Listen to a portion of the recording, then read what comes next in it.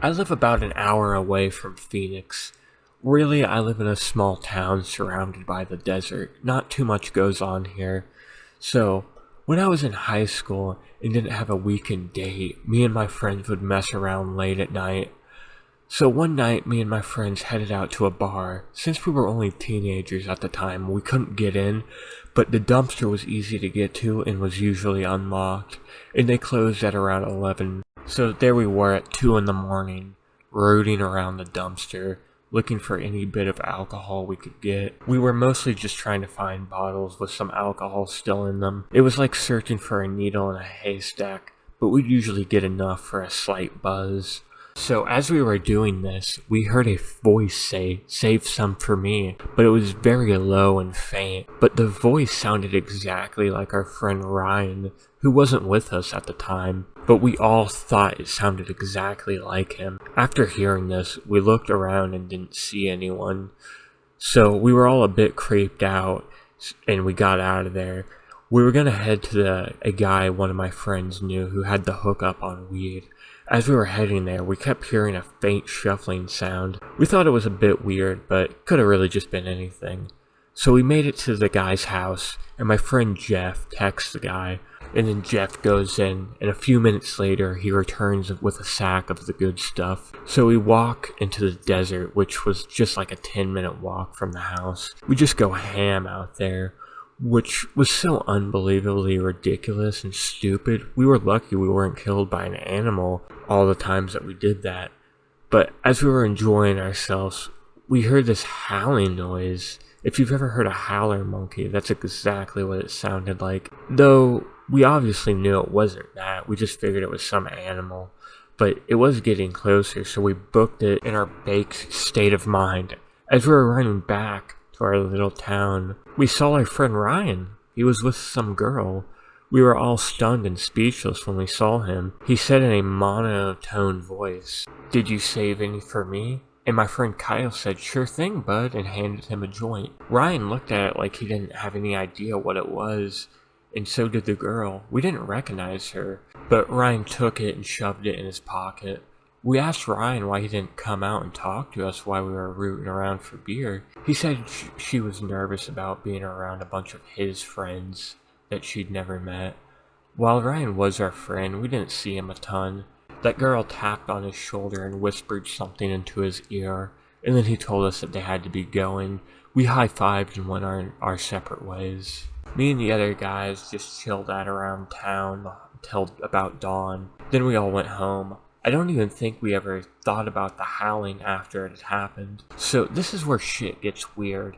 Kyle texts Ryan the next day asking him if he wants to hang out that night with us. Ryan texts back he can't because he's in Denver, Colorado, and had been there for a week. He even video chatted to prove it, and his post on his Facebook page proved it. Kyle told him about us meeting him and that girl. Ryan just thought we were trying to prank him. And once he came back, we asked him about it again, and he said we should just stop bothering him with that BS. And that if it did happen, it was probably just some random dude, and we just imagined it being him since we were high. But I don't think me and my friends would have all remembered it being him. In this part of the country, stories about skinwalkers are told a lot, but I always figured them to be folklore. But honestly, I believe they're real now. I saw a skinwalker. It was a few years back during a road trip with my buddy Jake. We were cruising through the desert, chasing that feeling of freedom you only get on the open road. But little did we know we were about to encounter something that would shatter that sense of freedom and leave us fighting for our lives. We were driving through Navajo territory, miles away from civilization, when we saw it, a figure standing by the side of the road, illuminated by the headlights of our car. At first we thought it was just a trick of the light, but as we got closer, we realized it was something else entirely. It looked like a man, but there was something off about him. His eyes glowed in the darkness, and his limbs seemed too long, too twisted. And then, just as quickly as we saw him, he vanished into the desert night. We tried to shake it off, telling ourselves it was just our imaginations running wild, But as we continued down the road, things took a turn for the worse. We started hearing strange noises outside of the car, scratching at the windows, whispers on the wind. Jake laughed it off, but I could tell he was nervous. I was too. And then without any warning, something slammed into the side of the car, sending us flying off the road into the desert. The car flipped over and everything went dark. When I came to, Jake was nowhere to be found. I stumbled out of the wreckage calling for him, but all I heard was the sound of my own voice echoing through the desert. I searched for hours, but there was no sign of him.